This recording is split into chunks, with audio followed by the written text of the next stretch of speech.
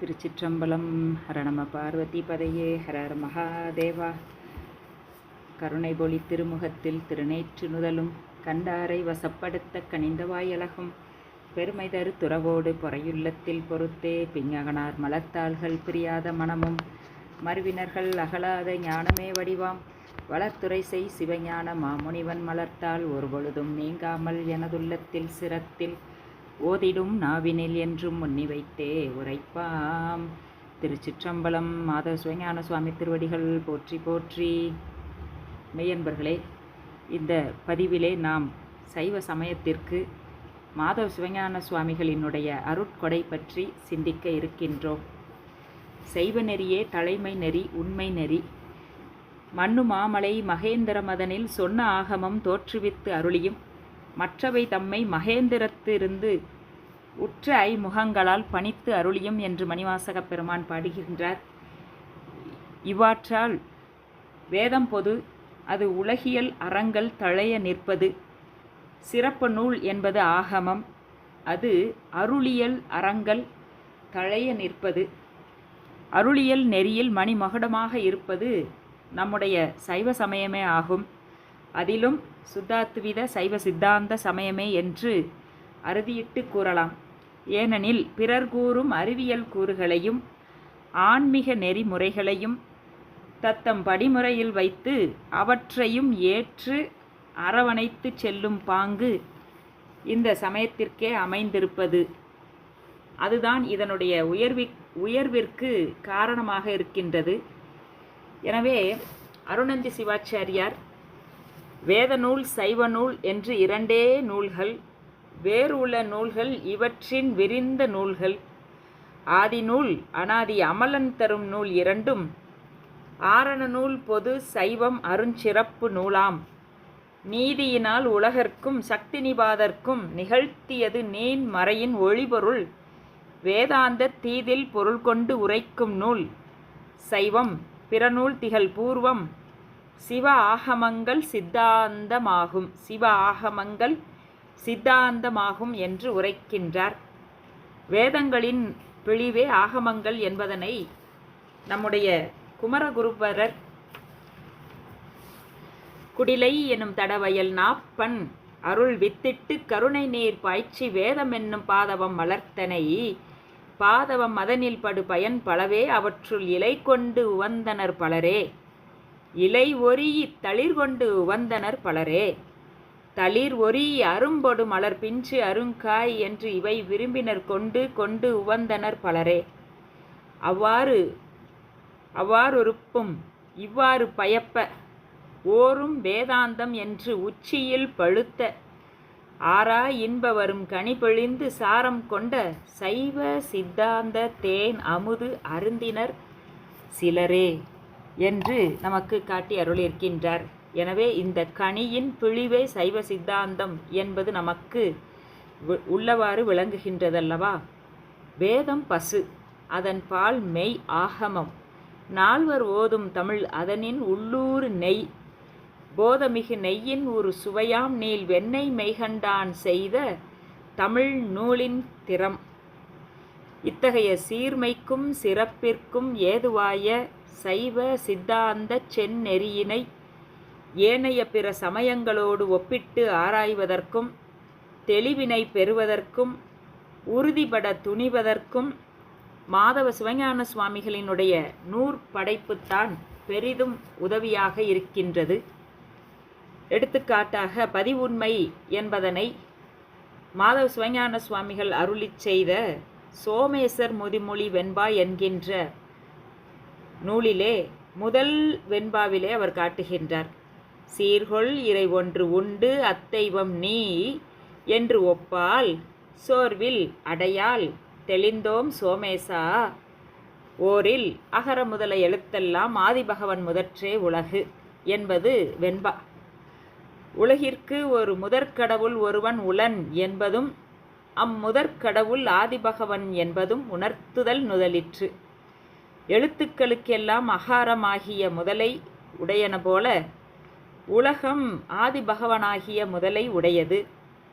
இங்கு இரண்டு முதல்களை எழுவாயாக காட்டி காணப்படும் இந்த உலகத்தை கொண்டு காணப்படாத பொருளின் இயல்பினை நிலைநாட்ட வேண்டும். அகரம் எழுத்துக்கெல்லாம் ஆதாரம். ஆதிபகவன் உலகிற்கு ஆதாரம். ஆதிபகவனாகிய முதற்கடவுளை எழுத்துக்களின் நிறைந்து அவை தமக்கு முதலாய் நிற்கும் பொது இயல்பு பற்றி இங்கு ஒப்புமைப்படுத்துகின்றார். 1. அகர உயிர்போல் அறிவாகி எங்கும் நிகரில் இறை நிற்கும் நிறைந்து என்று உமாபதி சிவத்தின் சுருதி பொருளினை இங்கு காட்டி, உயிர் வர்க்கமெல்லாம் ஆதிபகவனாகிய இறைவனுக்கு அடிமை எனவும் மாயை கண்மங்களும் அதன் காரியங்களும் அவனது உடைமை எனவும் காட்டுகின்றார். அகர உயிர் இன்றேல் அக்கரங்கள் இன்றாம் என்ற சிவஞான போதமும், அக்கரங்கள் தோறும் சென்றிடும் அகரம் போல் நின்றனன் சிவனும் சேர்ந்தே என்று சித்தியார் பணுவலும், அகர முதலா அனைத்துமாய் நிற்கும் என்ற திருமூல நாயனாரின் வாக்கும், அகர முதலானை அணி ஆப்ப நூறானை என்ற ஞானசம்பந்த பெருமானுடைய வாக்கும், இழைக்கும் எழுத்துக்கு உயிரே ஒத்தியால் என்று சுந்தரமூர்த்திகள் சுவாமியினுடைய வாக்கும், அகரமுமாகி அதிபனுமாகி என்ற அருணகிரியாருடைய வாக்கும் இந்த அகரமாக இருக்கக்கூடிய நிலைப்பாட்டினை நமக்கு உணர்த்துகின்றது. எழுத்துக்களுக்கெல்லாம் அகரம் ஆதாரமாய் இருப்பது போல உயிர்களுக்கெல்லாம் இறைவன் ஆதாரமாக இருக்கின்றான் என்ற பதி உண்மையை இங்கு நமக்கு காட்டுகின்றார். சிவஞான போதம் அவன் அவள் அது என்று காணப்பட்ட சொல்லும் பொருளுமாய் இருக்கக்கூடிய உலகைக் கொண்டு காணப்படாத இறைவனை அந்தமே ஆதி என்று அனுமான அளவை மூலம் இறை உண்மையை அங்கு உணர்த்தப்பட்டது. இறை உண்மை அங்கு உணர்த்தப்பட்டது. அதுபோல இங்கு காணப்படும் எழுத்தை கொண்டு காணப்படாத இறைவனின் மூலகாரண நிலையை பூரணமாய் உணர்த்தி அருளிருக்கின்றார் நம்முடைய முனிவர் பெருமான். அதைத்தான் இந்த வெண்பாவிலே சீர்கொள் இறை ஒன்று உண்டு அத்தெய்வம் நீ என்று காட்டுகிறார். சீர் என்ற சொல் அருமைப்பாடு உடையது. உலக வழக்கில் பெரிதும் பயன்படுத்தும் சொல் என்றாலும் சித்தாந்த வழக்கில் தனிச்சிறப்புடையது. சீர் என்பது வீடு பேறு முக்தி என்னும் பொருளை காட்டுகின்றது. சீர்கொள் இறை என்பது அனாதி முத்த தன்மை கொண்ட இறைவன் என்ற பொருளை தருகின்றது. சிறங்குவிவார் ஓங்குவிக்கும் சீரோன் கலல் வெல்க என்று மணிவாசக பெருமான் பாடுகின்றார். சீரோன் என்பதற்கு நித்த முத்த சுத்த சித்துரு, அனாதி முத்தன் இயல்பாகவே பாசங்களில் நீங்கியவன், முத்தத்தன்மை என்ற சீரை உடையவன், அவன் இறைவன் ஒருவனே. எனவே சீர்கொள் இறை ஒன்று என்று முனிவர் பெருமான் காட்டுகின்றார். அவர் யார்? அத்தெய்வம் நீ, சோமேசனாக இங்கு எழுந்தருளி இருக்கக்கூடிய சிவபெருமானே என்று நயம் சிறக்க பாடி அருளுகின்றார். இந்த வெண்பா நமக்கு பதி உண்மையினை உலகிற்கு, உலக இயக்கத்திற்கு கர்த்தா ஒருவர் வேண்டும் என்கின்ற பதி உண்மையை நமக்கு நிலைநிறுத்துகின்றது. பசு உண்மையை நமக்கு காட்டுகின்றார் காஞ்சி புராணத்திலே. சிவன் சீவன் என்று இரண்டும் சித்து, ஒன்றாம் எண்ணில் சிவன் அருட்சித்து, இவன் அருளைச் சேரும் சித்து. அவன்தான் பவம் கேடு புத்தி முத்தி பண்ணும் சித்து, அவற்றில் படியும் சித்து, அறிவிக்கப்படும் சித்து இவன்தான். அவன் தானே அறியும் சித்து. ஆதலினால் இரண்டும் அணைந்தாலும் ஒன்று ஆகாது, அனன்யமாய் இருக்கும். இவன் தானும் புத்தியும் சித்து, இவன் ஆமோ புத்தி, இது அசித்து என்றிடில் அவனுக்கு இவனும் அசித்தாமே என்று நமக்கு சித்தியாரிலே சொல்லப்பட்ட அந்த கருத்து பசு இலக்கணம் சொல்லப்படுகின்றது. இதனை நம்முடைய மாதவ சிவஞான சுவாமிகள் காஞ்சி புராணம் தழுவ குலைந்த படலத்திலே 60வது பாடலிலே காட்டுகின்றார். அற்புதமான ஒரு பாடல் இது. பசு இலக்கணம், உயிரினுடைய ஆன்மாவினுடைய இலக்கணத்தை இந்த ஒரு பாடலிலே அருமையாக விளக்கி காட்டுகின்றார். எண்ணிலவாய் வகை மூன்றாய் வெண் சிலை போல் பற்றியவை தாமாய் என்றும் உண்மையவாய் சத்த சத்தும் பகுத்து உணர் சத்தாய் இருளும் ஒளியும் அல்லா கண்ணியல்பாய் வசிப்பவரு நிறைவாய் எம் அருளால் கட்டு அறுத்து வீடு நண்ணுபவாய் உணர்த்த உணர் சிற்றறிவில் பலவாம் நற்பசுக்கள். இந்த ஒரு பாட்டில் உயிரினுடைய இலக்கணத்தை அப்படியே காட்டுறார். முதல்ல எப்படி தொடங்குகின்றார்? எண்ணிலவாய் என்று தொடங்கி பலவாம் நற்பசுக்கள் என்று முடிக்கின்றார். அப்போ எண்ணில் என்பதும் பலவாம் என்பதும் ஒரு பொருளில் ஆளப்படவில்லை. எண்ணில் அப்படின்னா எண்ணில்லாததுன்னு பொருள், பலவாம் அப்படின்னா பலவாக இருக்கின்றது என்று பொருள். இரண்டிற்கும் உரிய வேறுபாட்டினை அற்புதமாக இந்த பாடலில் காட்டுகின்றார். எண்ணில என்பது எண்ணற்றவை என்ற பொருள், பலவாம் என்பது அவ்வான்மாக்கள் ஒரு நிகர் அல்ல, ஏனென்றால் பக்குவ அறிவில் வேறுபாடாக இருக்கின்றது என்பதை காட்டுவதற்கு பலவாய் நற்பசுக்கள் என்று நினைவு செய்கின்றார். எண்ணற்றவையாக இருந்தாலும் அவை பல பக்குவங்களை உடைய ஆன்மாக்களாக இருக்கின்றது என்று முடிவு செய்கின்றார். சிவ தத்துவ விவேகம் என்ற மொழிபெயர்ப்பு நூலில் உயிர்கள் உணர்வுடையனவாயினும் சுட்டுணர்வை இன்றி வியாபக உணர்வு உடையன அல்ல, அவை தாமே தொழிற்படாது, முதற்கடவுளாகிய பரம்பொருளே எல்லாவற்றையும் ஒருங்கே அறியும் முற்று உணர்வு உடையவன். உயிர்கள் அவ்வழியே நிற்கும் இரு கால் பசுக்கள் என்று காட்டுகின்றார். இரு கால் பசுக்கள்.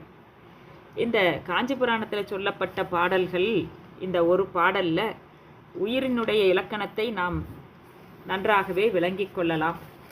எண்ணிலவாய் என்று சொன்னது உயிர்கள் எண்ணற்றவை, வகை மூன்றாய், விஞ்ஞானகலர், பிரளயாகலர், சகலர் என்ற மூன்றாய், வெண் சிலை போல் பளிங்கு போல காட்டியவற்றை காட்டிட்டே நிற்றலாம், பற்றியவை தாமாய், எதை சார்கின்றதோ அந்த சார்ந்ததன் வண்ணமாக இருக்கக்கூடிய குணத்தை உடைய பொருளாய், உண்மையவாய், நித்த பொருளாக இருக்கின்றது, சத் அசுத்தும் பகுத்துணர் சத்தாய், சத்தை சார்ந்து சத்தாகவும் அசத்தை சார்ந்து அசத்தாம் தன்மையாகவும் இருக்கக்கூடிய, பகுத்து உணரக்கூடிய அறிவுடைய சிற்றறிவுடைய பொருளாக இருக்கின்றது. இருளும் மொழியும் அல்லா கண் இயல்பாய், இருளில் இருளாகவும் ஒளியில் ஒளியாகவும் இருக்கக்கூடிய கண்ணினுடைய இயல்பாக இருக்கக்கூடியது இந்த ஆன்மா. அடுத்து சொல்கிறார் பாருங்க, வசிப்ப வரு நிறைவாய். நம்முடைய உமாவதி சிவாச்சாரியார் சொல்லுவார் வசித்திட வரும் வியாபி என்று. அந்த வார்த்தையும் நமக்கு இங்கே முனிவர் பெருமான் சுட்டி காட்டுகின்ற வார்த்தையும் ரொம்ப கண்டு வியக்கத்தக்கனவாக இருக்கின்றது. வசிப்ப வரு நிறைவாய் எம் அருளால் கட்டறுத்து நண்ணுபாய் உணர்த்த உணர் சிற்றறிவில் பலவாம். உணர்த்த உணரக்கூடிய, அறிவித்தால் அறியக்கூடிய அறிவு உடைய பொருளாக பலவாம். அப்படி உணர்த்தினாலும் பல பக்குவங்களை உடையதனாலே அதனுடைய அறிவு பல பக்குவ அறிவில் வேறுபாடு உடைய உயிர்களாக இருக்கின்றது என்பதனையும் இந்த பாடலில் அற்புதமாக காட்டுகின்றார். நற்பசுக்கள்னு சொல்கிறார். உணர்த்தில் உணர்வேன் உணர்த்தாயே நாயேன் கனத்தும் உணரும் வகை காண்றேன் என்று நமக்கு குருஞான சம்பந்த பெருமான் பாடி அருள் இருக்கின்றார் அல்லவா. அப்போது இந்த நமக்கு சித்தியாரிலையும் சொல்லப்படுகின்றது, அவனுக்கு இவனும் அசித்தாமே என்று. பொறியின்றி உணரும் ஒன்றும் புணராத புந்திக்கு அறிவு என்று பெயர், நன்று அற என்று உமாவதி சிவாச்சாரியார் திருவருட் பயனிலையும் காட்டுகின்றார். இப்படி உள்ள பாடல்கள் மூலமாக பசு உண்மை நமக்கு விளக்கப்படுகின்றது. மாதவ சிவஞான சுவாமிகள் அதனை காஞ்சி புராணத்திலே பாடியிருப்பது பெரும் வியப்புக்குரியதாக இருக்கின்றது. பாச உண்மை சிறந்த தத்துவ ஞானியாகிய விளங்கிய காரணத்தினால் சைவ சித்தாந்த தத்துவங்களில் சிறப்பு இடம் பெறுகின்ற பாச இயல்புகளை தன்னுடைய அந்தாதி நூல்களில் விளக்கி காட்டுகின்றார் முனிவர் பெருமான். ஆணவம், கண்மம், மாயை என்ற மும்மலங்களின் செயற்பாட்டினை ஆங்காங்கு திறம்பட குறிப்பிட்டு செல்லுகின்றார். பொதுவாக இலக்கிய நூல்கள் இலக்கிய சுவையோடு இருக்கும். முனிவர் பெருமானுடைய இலக்கிய நூல்கள் எந்த நூல்களானாலும் சரி அதிலே முப்பொருள் உண்மையினை நாம் காணலாம். அதோடு மறுப்பு கருத்தையும் நாம் ஆங்காங்கே நாம் நுட்பமாக நோக்கினால் அந்த தன்மை முனிவர் பெருமானுடைய உள்ளம் நமக்கு விளங்கும். இங்கே ஆணவ மலத்தை சொல்லுகின்ற பொழுது எரித்தான் என்று வல்வினையின் இருள் சேர் பிறவி பெருங்காட்டை என்று இலசை 10 அந்தாதியில் கூறுகின்றார். ஆணவ மலத்தை இருள்மலம் என்று கூறுவார்கள். இவர் 10 குளத்தூர் 10 அந்தாதியில் ஒரு பாடலில் 57வது பாடலில் மருவும் ஆணவ குறும்பு என்று காட்டுகின்றார். ஆணவ மலத்தினுடைய செயல்பாட்டுகளை வைத்து மறுவும் ஆணவ குறும்பு என்று காட்டுகின்றார். இவ்வாணவ மலம் உயிரோடு அனாதியாகவே கலந்திருக்கின்றது என்பதனை குளத்தூர் அமுதாம்பிகை பிள்ளை தமிழ் நூலில களிம்புதோய் செம்பெனக் கலந்த மாசினீர் பளிங்கெனக் கிடந்த பவியேன் என்று காட்டுகின்றார். இந்த களிம்புல செம்பில் இருக்கக்கூடிய களிம்பு என்கின்ற உவமையை நம்முடைய மெய்கண்ட தேவநாயனார் காட்டுகின்றார். எல்லா சாத்திர நூல் ஆசிரியர்களும் அந்த உவமையை காட்டுகின்றார்கள். நம்முடைய மாதவ சிவஞான சுவாமிகள் குளத்தூர் அமுதாம்பிகை பிள்ளை தமிழில் இந்த உவமையை காட்டி நமக்கு விளக்குகின்றார். எனவே ஆன்மாவோடு கூடி இருக்கின்ற ஆணவ மலத்தால் அறிவு மயங்கி உயிர்களுக்கு யான் எனது என்னும் செருக்கு உண்டாகின்றது. இந்த செருக்கினை இறைவன்தான் அகற்ற முடியும் என்பதனையும் இலசை 10 அந்தாதியில் நமக்கு காட்டுகின்றார். கண்ம மலத்தை சொல்லுகின்ற பொழுது நம்முடைய ராஜவழிபுரத்தில் சிவஞான சுவாமிகள் ஏனைய தம்பிரான் சுவாமிகளோடு வருகின்றார். அங்கு அக்னீஸ்வரரை வழிபாடு செய்து அகிலாண்ட அம்மையை வணங்கி கொண்டிருக்கின்றார். தம்பிரான் சுவாமிகள் இவரை பார்த்து பாடுவதற்கு பணிக்க அந்த நேரத்திலே நம்முடைய சுவாமிகள் பண்டை வினையாலும் ஒரு பழ வினையினாலும் ஒரு பால்த்த கண்மத்தினாலும் பாலான மாயை புணர்ச்சியாலும் தொலைவில் பல பல தணுக்கள் அடுக்கி கொண்டு சுழல் பாவியேன் செய்கின்ற பிழையெல்லாம் குணமென கருதி எளிதா கோலங்கள் காட்டி என இவ்வளவு எடுத்து ஆண்ட குணமேருவே நிறைந்து மண்டும் ஆனந்த வெள்ளத்தை உண்டு இன்புறவும் வைப்பது என்றோ அருகிலே வானாகி மண்ணாகி மற்றுள்ள எல்லாமாகி மறைநான்கும் அறியாமலே அண்ட பகிரண்ட பரப்புமாய் அப்புறமும் அளவற்று நின்று உலாவும் அருள் ஞான வாரியே ராசை மேவிய செல்வ அகிலாண்டம் என்னும் அரசே என்று பாடுகின்றார். இந்த முதல் பாடலிலேயே பண்டை வினையினாலும் பல வினையினாலும் ஒரு வாழ்த்த கண்மத்தினாலும் என்று அந்த கண்மத்தினுடைய செயல்களை எல்லாம் காட்டி வினையினாலே வருகின்ற பிறப்பு என்கின்ற தன்மை, எனவே பிறவிக்கு வித்தாக இருப்பது வினை என்பதை எல்லாம் காட்டி அதிலிருந்து என்னை எளிதாக எடுத்து ஆண்ட இந்த எடுத்து என்கின்ற சொல்லுதான் சைவ சித்தாந்தத்தில் மிக சிறப்புடைய சொல். என்னை இப்பவத்தில் சேரா வகை எடுத்து என்று நமக்கு சித்தியாரில் சொல்லப்பட்டிருக்கின்றதல்லவா. எடுத்து சுமப்போன் தன்னை. சுந்தரமூர்த்தி சுவாமிகள் திருவாரூரிலே அங்கே மணிமுத்தாற்றிலே விட்ட பொன்னை இங்கே எடுக்கின்ற பொழுது அதை சொல்கிறார். பொன்னை எடுக்கும்போது என்னையும் எடுத்து என்று அங்கே பாடுகின்றார். எடுத்து என்று சொல்லுக்கிட்ட வைரக்குப்பாயம் என்கின்ற நூலே நமக்கு முனிவர் சுவாமிகள் அருளியிருக்கின்றார். இப்படி கண்மமலத்தை காட்டியிருக்கின்றார். மாயாமலம், இதுபோன்று மாயாமலத்தை நம்முடைய மாதவ சிவஞான சுவாமிகள் கலசை 10 அந்தாதியில் மனை மக்கள் கடும்பு மடந்தையர் பொன் என அவிப்படி எய்திய மயக்கை இடுந்தனை ஒப்புரு மாயை விலாசம் எல்லாம் கனவில் களியாய் கலசைக்கு இறையே என்று பாடுகின்றார். இந்த மாயை என்பது இதுபோல யாரும் குறித்தார் இல்லை. ஏனென்றால் திருஞான சம்பந்த பெருமான் பெண்டிர் மக்கள் சுற்றம் என்னும் பேதை பெருங்கடலை விண்டுபட்டு வாழமாட்டேன் வேதனை நோய் நலிய என்று பாடுகின்றார். நமக்கு அப்பர் சுவாமியும் அதை அந்த கருத்தில் பாடி அருளிருக்கின்றார்.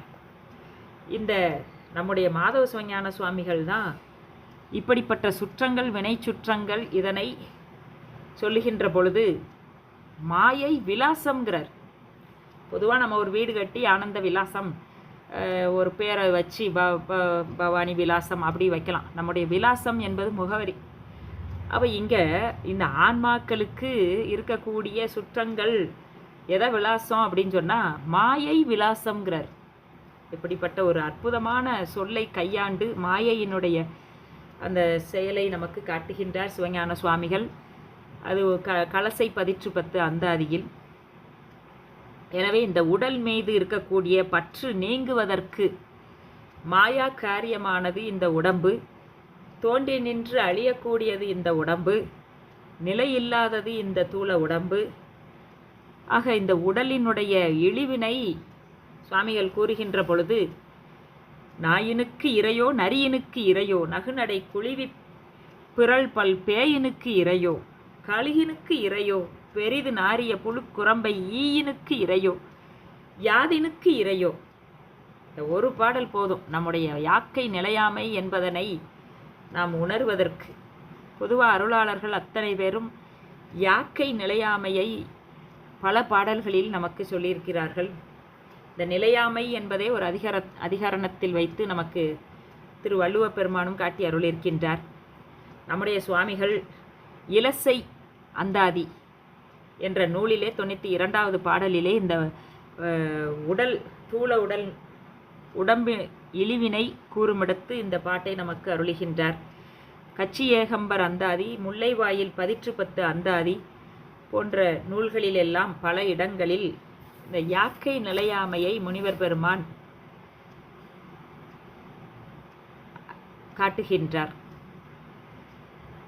மாதவ சிவஞான சுவாமிகள் அடியார்களிடத்து மிக்க அன்புடையவர். அவருடைய வரலாறே அதை காட்டுகின்றதே. நான் குழந்தையாக இருக்கின்ற பொழுது தம்பிரான் சுவாமிகள் எல்லாம் அந்த பாபநாச திருத்தலத்திற்கு வருகின்ற பொழுதே அவர்களை கண்ட மாத்திரத்திலே அவர்களை தம்முடைய இல்லத்திற்கு அழைத்தவர் அல்லவா? அவருடைய பெருமை எவ்வாறு இருக்கும்? குழந்தை முதல் அவர் அடியாரை ஓம்புகின்ற பண்பு அவரிடத்து இருந்தது என்பதற்கு அவருடைய வரலாறே சான்றாக அமைகின்றது. முனிவர் பெருமான் வாய்மை, ஒழுக்கம், தவச்சீலம், வணக்கம், பொறுமை, அறிவடக்கம், தூய்மை ஆகிய நற்குணங்கள் உடையவரே நல் அடியார் என்று காட்டுகின்றார். அப்படிப்பட்ட அடியவர்களுக்கு தொழும்பு உடையவனாய் என்று ஒரு பாடலிலே நமக்கு சொல்லுகின்றார். அடியார்கள் எத்தகைய பண்பு நலம் உடையவராக இருந்தாலும் சிவன் நாமத்தை சொன்னால் அவர்கள் வழிபட்டு நற்பேறு அடையலாம் என்பது தேவார ஆசிரியர்கள் கண்ட முடிவாக இருக்கின்றது. அப்பர் சுவாமி பாடுவார், ஆவுரித்து தின்னும் புலையரேனும் நாம் வணங்கும் தெய்வம் கண்டீர் என்று பாடுகின்றார். நம்முடைய சேரமான் பெருமான் வருகின்ற பொழுது ஒரு வண்ணான் உடம்பிலே உவர் மண்ணை கொண்டு இருக்கின்றார்.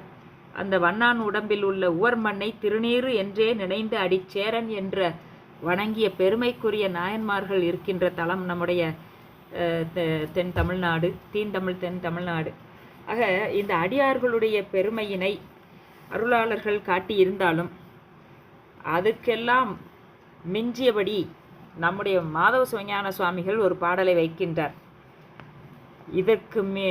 இதை விட உயர்வாக நமக்கு சொல்லக்கூடிய பாடல் இல்லை என்றே நாம் சொல்லலாம். ஏன்னா அந்த அளவிற்கு அவருடைய தொழும்பு தன்மை, அவருடைய அடியார்களுக்கு அடியனாய் இருக்கக்கூடிய அடிமைத்தன்மை சிவஞான சுவாமிகளுடைய பண்பு. ஆக இங்கே கலசை 10 அந்தாதி என்கின்ற நூலிலே 76வது செயலிலே சிவன் என்னும் மொழியை கொடிய சண்டாளன் செப்பிடின் அவனுடன் உரைக, அவனுடன் கலந்து பேசுக, அவனோடு அருகிருந்து உண்ணுக என்னும் உவமையில் சுருதி பொருள் தனை நம்பா ஊமரோடு உடன் பயில் கொடியோன் இவனை கழித்தால் ஐயனே கதி வேறு எனக்கு இல்லை கலசையான் தகையே. அப்படி ஒரு பாடல் இந்த பாடல். இத்தகைய தன்மையில் முனிவர் கூறுகின்றார் என்று சொன்னால் எத்தனை உறுதிப்பாட்டு உணர்வுடையவராக இருந்திருப்பார் என்று நாம் இந்த ஒரு பாடலிலே நாம் அவரை கண்டுவிடலாம். முனிவர் பெருமான் அடியார் பெருமையினை விளக்குகின்றார், பதிபசுபாச உண்மையினை விளக்குகின்றார். இந்த சித்தாந்த கருத்துக்களை எல்லாம் பதிவு செய்கின்ற பொழுது நம்முடைய சைவ சித்தாந்தம் நமக்கு விளக்கி காட்டுகின்றது அந்த வீடு பேறு என்கின்ற சிறப்புடைய பயன் அனைத்து உயிர்களுக்கும் உண்டு என்பதை நிச்சயிப்பதில். இந்த வீடு பேறு என்பது விடுதலும் பெறுதலும். அதுதான் நம்முடைய சைவ சித்தாந்தம் பாச நீக்கமும் சிவப்பேரும் என்று காட்டுகின்றது. எனவே முனிவர் பெருமான் அவருடைய அந்த சிவஞான போத பாடியத்திலே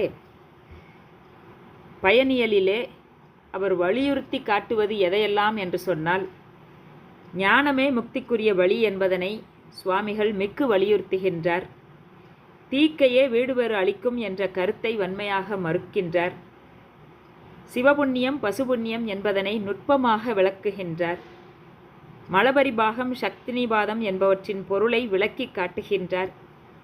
இருவினை ஒப்பு பற்றிய தவறான கொள்கைகளை மறுத்து அதன் உண்மை பொருளை தெளிவாக விளக்கி காட்டுகின்றார். மாயா உருவினை ஏயாத முதல்வன் குருவாக வருதல் அமையும் என்று காட்டுகின்றார். தீக்கையின் வகைகளை விளக்கி அருளியிருக்கின்றார். நிட்டை கூடுவதற்குரிய பல்வேறு சாதனங்கள், நிட்டை கூறுவதற்கான சாதனங்கள், பாவனை, மந்திரம், கிரியை போன்ற அந்த சாதனங்களை பற்றி விரிவாக உணர்த்தி காட்டியிருக்கின்றார். தசகாரிய அமைப்பு விளக்கப்பட்டுள்ளன. ஏகநாதல், இறைவனி நிற்றல், காணும் உபகாரம், காட்டும் உபகாரம், துரிய நிலை, துரியாதீத நிலைக்கும் துரியாதீத நிலைக்கும் உள்ள வேறுபாடு, இவையெல்லாம் தெளிவாக சிவஞான மாபாடியத்துள் விளக்கப்பட்டிருக்கின்றது. விசேடமாக நிட்டையில் ஆன்மா சார்தலாவது அறிதலே ஆதலின் தத்துவங்களை தானல்ல என்று அறிந்து அதனின் நீங்கி சிவம் நான் என்று அறிந்த வழி அந்த ஆன்மா சிவமாவதற்கு இழுக்கு இல்லை என்று சொல்லுவார். அப்படி அறியாதிருத்தல் ஆக அறிவதே இந்த உண்மை சார்பு எதை நாம் கொள்ள வேண்டும், எதை தள்ள வேண்டும், இதனை உள்ளவாறு அறிதலே நிட்டை என்று அழகா அதை பதிவு செய்வார். முனிவர் பெருமான் சிவபோகப் பேற்றினை எய்தி உள்ளவர் என்பதனை அவருடைய பாடலே சான்றாக அமைந்திருக்கின்றது. சிவபோகத்தினை எய்தியவர் என்பது நமக்கு மணிவாசக பெருமான் திருவாசகத்தில் திருப்பெருந்துறையில் தம்மை ஆட்கொண்ட திறத்தினை ஆங்காங்கே அவர் காட்டிச் செல்வார். அதுபோல நம்முடைய முனிவர் பெருமானும் சிவபோக பேற்றினை எய்தியவர் என்ற தன்மையினை கலசை அந்தாதியில் ஒரு பாடலில் காட்டுகின்றார். பிற சமயங்களையெல்லாம் ஆராய்ந்து இறுதியாக சைவ சித்தாந்த நெறி எய்தி சிவயோகம் பயின்று அதன் பயனாக சிவபோக பேற்றினை முனிவர் பெருமான் இந்த பிறப்பிலேயே எய்தினார் என்பதனை நமக்கு கலசை அந்தாதி பாடல் அகச்சான்றாக காட்டுகின்றது. மாறினேன் சமய பேத வழிப்படு புன்மையெல்லாம் தேறினேன் வீடு சேர்க்கும் சைவ சித்தாந்தம் என்றே, தேறினேன் வீடு சேர்க்கும் சைவ சித்தாந்தம் என்றே, ஏறினேன் சிவலோகத்தே இரண்டர கலந்து ஒன்றாகி ஆறினேன் வருத்தமெல்லாம் கலைசைக்கோ அருளினாலே, கலைசைக்கோ அருளினாலே மாறினேன், கலசைக்கோ அருளினாலே சமயபேத வழிப்படு புன்மையெல்லாம் மாறினேன், கலசைக்கோ அருளினாலே தேறினேன் வீடு சேர்க்கும் சைவ சித்தாந்தம் என்றே தேறினேன், கலசைக்கோ அருளினாலே ஏறினேன் சிவலோகத்தே, கலசைக்கோ அருளினாலே இரண்டர கலந்து பாடல் நமக்கு அவருடைய சிவப்பேற்றினை அகச்சான்றாக காட்டுகின்றது. செங்கழுநீர் விநாயகர் பிள்ளைத்தமிழ். கலசை என்பது தொட்டிக்கலை என்ற ஊராகும். விநாயகப் பெருமானுக்கு பிள்ளைத்தமிழ் எழுதி அருளியிருக்கின்றார் நம்முடைய மாதவ சிவஞான சுவாமிகள். விநாயகருக்கு என்று இருக்கக்கூடிய ஒரே பிள்ளைத்தமிழ் நூல் இதுதான். முருகப்பெருமானுக்கு நிறைய பிள்ளைத்தமிழ் நூல்கள் இருக்கின்றது, அம்மைக்கு நிறைய பிள்ளைத்தமிழ் நூல்கள் இருக்கின்றது. நூலாசிரியர்களாக இருக்கக்கூடிய நம்ம சேக்கிலார் சுவாமிக்கு பிள்ளைத்தமிழ் இருக்கின்றது. விநாயகப் பெருமானுக்கு என்று முதல் முறையாக அந்த பிள்ளைத்தமிழை எழுதியிருக்கின்றார். இந்த கலசை என்பது தொட்டிக்கலை என்ற ஊர். அது நம்முடைய சென்னைக்கு அருகே இருக்கின்ற ஒரு திருக்கோவில். அந்த திருக்கோவிலில் எழுந்தருளி இருக்கக்கூடிய விநாயகப் பெருமான் முனிவருக்கு ரொம்ப பிடித்தமானது. எனவே தன்னை பெண்ணாகவும் விநாயகப் பெருமானை குழந்தையாகவும் எண்ணி குழந்தையாக வைத்தால்தான் பிள்ளைத்தமிழ் பாட முடியும். ஆக பாட்டுடை பொருளாக இருக்கக்கூடிய அந்த தலைவன் குழந்தையாக இருந்தால் தான் பிள்ளைத்தமிழ் நூல் இயற்ற முடியும். இப்போ மீனாட்சி அம்மை பிள்ளைத்தமிழை நம்முடைய குமரகுருபரர் எழுதி அருளியிருக்கின்றார். அதுபோல் இங்கே தன்னை பெண்ணாகவும் விநாயகப் பெருமானை குழந்தையாக நினைத்து தாயினுடைய அன்பின் அதீதத்தில் இந்த பிள்ளைத்தமிழை இயற்றியிருக்கின்றார் நம்முடைய மாதவ சிவஞான சுவாமிகள். நம்ம நிறைவாக முனிவர் சைவ சித்தாந்தம் காட்டுகின்ற முக்தி இயல்பு அது மிக்க சிறப்புடையது. சைவ சித்தாந்தம் காட்டுகின்ற இயல்பு முக்தி தான் முக்தி.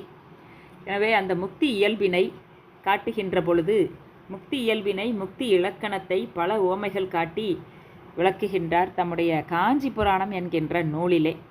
அதில் 5 உவமையை காட்டுகின்றார். 1 பானு புனர் விழி 2 நீர் நிழல், 3 தீ இரும்பு, 4 புனல் உவர், 5 பருதி மீன். இந்த 5 உவமைகளை ஒரு பொருளுக்கு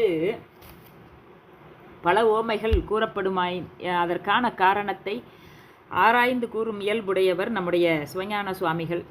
இது பல நூல்கள் சொல்லப்பட்ட உவமை என்றாலும் முனிவர் பெருமான் அதனை எடுத்து முக்தி இயல்புக்கு இந்த 5 உவமையை நமக்கு காட்டுகின்றார். இதில் முதல்ல சொல்லப்பட்டது பானு புனர் விழி. பானு என்றால் சூரியன், சூரியனும் சூரிய ஒளியும் கண்ணொளியும் போல. அப்போது முக்தி நிலையில் உயிர் சிவத்தில் அழுந்தி ஒன்றாயினும் பொருள் தன்மையினால் வேறு என்பதற்கு இந்த உவமை சொல்லப்பட்டது. முக்தியில் சிவம்தான், உயிர் தான், பொருள் தன்மையினால் இரண்டும் வேறு. அந்த சிவத்தில் அழுந்துகின்ற தன்மையில் சூரிய ஒளியும் கண்ணொளியும் போல என்று இதற்கு பொருள் காட்டுகின்றார். நீர் நிழல் போல முக்தி நிலையில் உயிர் விரவி நிற்க சிவமே தோன்றும் என்பதற்கு இந்த உவமை சொல்லப்பட்டது. நிழல் வெளியே தெரியாது, நீர் தான் தெரியும். ஆக இந்த நீருடைய நிழல் நீர் மட்டும் அறியும், நிழல் வெளியே தெரிவதில்லை. ஆக அந்த நீருக்குள்ளே விரவி இருக்கக்கூடிய நிழல் போல சிவமே தோன்றும். உயிர் இருக்கின்றது என்பது வெளியில் தோன்றாதபடிக்கு விரவி தோன்றும் என்று அந்த உவமை நமக்கு இதற்கு சொல்லப்பட்டது. தீ இரும்பு, நெருப்பில் இட்ட இரும்பு போல முக்தியில் உயிரானது தற்போதம் கெட்டு சிவமாய் நிற்கும் என்பதற்கு இந்த உவமை சொல்லப்படுகின்றது. இரும்பு என்கின்ற நிலை இல்லாதபடிக்கு கனலே தீயாகவே இருக்கும். அதுபோல அது உயிரானது தற்போதம் கெட்டு சிவமாக நிற்கும் தன்மைக்கு இந்த உவமை சொல்லப்பட்டுகின்றது. புனல் உவர் முக்தியில், புனல்னா நீரிலிட்ட உப்பு போல, கடல் நீரும் உப்பும் போல, தன்கடல் நீர் உப்பு போல என்று பாடியத்தில் வருதில்ல, அது மாதிரி சிவஞான போதத்தில் முக்தியில் சிவமும் உயிரும் வியாபகமும் வியாபியமுமாய் நிற்கும் என்பதற்கு கடல் நீரும் உப்பு போல என்று காட்டப்பட்ட உவமையாகும். பருதி மீன் சூரிய ஒளியில், விண்மீன் முக்தியில் உயிர் திருவருள் என்ற பேர் ஒளியில் அடங்கி நிற்கும் என்பதற்கு இந்த உவமை நமக்கு சொல்லப்படுகின்றது. எனவே ஒரு பொருளுக்கு பல உவமைகள் கூறப்படுமாயின் அதை ஆராய்ந்து அதனை விளக்குகின்ற தன்மையில் மாதவ சிவஞான சுவாமிகள் இந்த 5 உவமைகளை காஞ்சி புராணத்திலே காட்டி அமைக்கின்றார். இவ்வாறு கொண்டால்தான் சித்தாந்த முக்தியின் இலக்கணம் நிரம்பியதாக இருக்கும். இந்த உவமைகள் யாவும் மெய்கண்ட நூல்களினின்று முனிவர் பெற்றதுதான். ஆனால் இந்த காஞ்சி புராணத்திலே காட்டியிருப்பது திருமுறைகளை அறிவதற்கு பெரிய புராணம் இன்றியமையாதது போல சைவ சித்தாந்த சாத்திரங்களின் நுட்பத்தை, அதனுடைய பொருளை உள்ளவாறு அறிந்து கொள்வதற்கு காஞ்சி புராணம் இன்றியமையாததாக இருக்கின்றது. அடுத்ததாக நம்ம முனிவர் பெருமான் அடியார் பக்தியினை பார்த்தோம். முனிவர் பெருமான் காட்டிய முப்பொருள் உண்மையினை பார்த்தோம். முனிவர் பெருமான் காட்டிய முக்தி இயல்பினை பார்த்தோம். முனிவர் பெருமானுடைய குரு பக்தி எத்தகையது என்று சொன்னால், திரு கைலாய பரம்பரை திருவாவடுதுறை ஆதீன குரு முதல்வர் ஸ்ரீ நமசிவாய மூர்த்திகளை போற்றி வழிபாடு செய்வதில் மிகுந்த ஈடுபாடும் ஆர்வமும் உடையவர் நம்முடைய முனிவர் பெருமான், பக்தியும் உடையவர். எனவே நமசிவாய மூர்த்திகளை போற்றும் வகையிலே பஞ்சாக்கர தேசிகர் மாலை என்ற தோத்திர பாவினை அமைத்திருக்கின்றார். இன்றளவும் ஆதி குருநாதரான நமசிவாய மூர்த்திகளின் சந்நிதியில் தினந்தோறும் இந்த பஞ்சாக்கர தேசிகர் மாலை பாடப்பட்டு வழிபாடு செய்யப்பட்டு வருவதை நாம் காண்கின்றோம். முனிவர் பெருமான் தாம் பெற்ற குருவருள் திறத்தையும் பெருமையையும் பெற்ற உபதேசத்தையும் புகழ்ந்து போற்றி இந்த நூலை அமைத்து இருக்கின்றார். இந்த நூலில் தன்னை தாழ்த்தியும் இறை அருளை, குரு அருளை உயர்த்தியும் அழகாக பாடி அருளிக்கின்றார். எடுத்துக்காட்டாக நாம் பார்த்தோமே ஆனால் 3வது பாடலிலே அருள் பரிசு அறியேன், என்னை பற்றும் வினைக்கரிசு அறியேன், அது மாற்று அறியேன் என்று தம்மை தாழ்த்தி பாடுகின்றார். பொய்யும் கவரும் கொடுமையும் வஞ்சமும் பூண்ட பொல்லா கையன் யான் என்றும் பாடுகின்றார். எனவே பஞ்சாக்கர தேசிகர் பெருமையினை கூறுமிடத்து இது தம்மை தாழ்த்தி கூறுகின்ற நிலையிலே முனிவர் பெருமான் இந்த பாடல் நமக்கு அகச்சான்றாக அமைகின்றது. பஞ்சாக்கர தேசிகருடைய தன்னுடைய குருநாதருடைய புகழ் பெருமையினை ஏற்றி கூறுமிடத்து அந்த பாடலிலே வற்றா கருணை திருநோக்கும் நின் முக மண்டலமும் சற்றே முகிழ்த்த குறுமூரலும் தடமார்பழகும் பொற்றாலும் சின்முத்திரையும் நெஞ்சூடு பொறித்து வைப்பாய் செற்றார் புறம் செற்ற தேவே பஞ்சாக்கர தேசிகனே என்று பஞ்சாக்கர தேசிகனே என்று ஒவ்வொரு பாடலிலும் நிறைவு செய்கின்றார். தம்முடைய குருநாதருடைய கருணை எப்பேற்பட்டது என்று சொன்னால் அது வற்றா கருணை திருநோக்கு, வற்றாத கருணை, என்றும் உள்ள கருணை, நித்த கருணை. அந்த 10வது பாடலிலே நிறைவு செய்கின்ற பொழுது முத்தாய்ப்பாக இருவினை தாமிவை மும்மலம் ஈங்கு இவை ஈது சிவம் கருவுறும் ஆருயிர் உண்மை இது என்று காட்டவல்ல குருபரன் நீயன்றி வேறு அறியேன் இக்குவலயத்தில் திருவெண்ணை மெய்கண்ட தேவே பஞ்சாக்கர தேசிகனே. இந்த பாடலின் மூலம் நாம் என்ன பெறுகின்றோம்? நமசிவாய மூர்த்தி வேறு யாருல்ல, மெய்கண்ட தேவ நாயனார் தான். பெருமானை வெண்ணெய் நல்லூர் மெய்கண்ட தேவரின் வடிவமாகவே முனிவர் கண்டு போற்றி அருளிருக்கின்றார். எனவே குருவாக வருவது சிவமே அன்றி வேறில்லை என்பது நமக்கு உணர்த்தப்படுகின்றது. நமசிவாய மூர்த்தியின் சைவ சித்தாந்த உபதேச தனிச்சிறப்பை இந்த இறுதி பாட்டில் விவரமாக விவரித்து காட்டியிருக்கின்றார். இருவினை தாமிவை மும்மலம் ஈங்கு இவை ஈது சிவம் என்று அந்த ஆருயிர் உண்மை இது என்று காட்டவல்ல. ஆக குருவாக வருபவன்தான் பதிவுண்மையையும் பாச உண்மையையும் பசு உண்மையையும் காட்டக்கூடியவர். இந்த முப்பொருள்களின் இயல்பினை உணர்த்துபவர் எவரோ அவரே குருநாதர் என்ற கருத்தில் இந்த பாடலை நமக்கு காட்டுகின்றார். முனிவருடைய நூல்கள் எல்லாமே பக்தி சுவை, இலக்கிய சுவை, இலக்கணச் சுவை, தத்துவச் சுவை, சைவ சித்தாந்த கொள்கை, மறுப்பு கொள்கை, இவைகளெல்லாம் அவருடைய திறம் மேம்பட்டு இருக்கும்படியாக அவருடைய நூல்கள் இருக்கின்றது. ஆதீனத்தின் குல தெய்வமாக திருவாவடுதுறை ஆதீனத்தின் வேளமாக போற்றப்படக்கூடிய நம்முடைய மாதவ சிவஞான சுவாமிகள் திருவாவடுதுறை ஆதீன 16வது பட்டமாக எழுந்தருளிய மகா சன்னிதானம் மேலகரம் சுப்பிரமணிய தேசிகரால் ஆதீன குலதெய்வம் என்று போற்றப்பட்டவர்.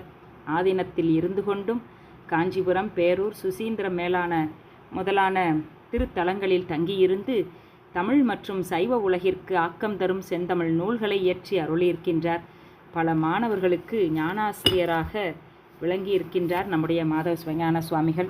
பண்டாரசார் சந்நிதிகளோடு தொடர்பு கொண்டும் தான் ஆதீன பண்டாரம் ஆகாமல் ஞான பண்டாரமாக இருந்து சாத்திர நூல் உபதேசத்தை செய்து வந்தார்.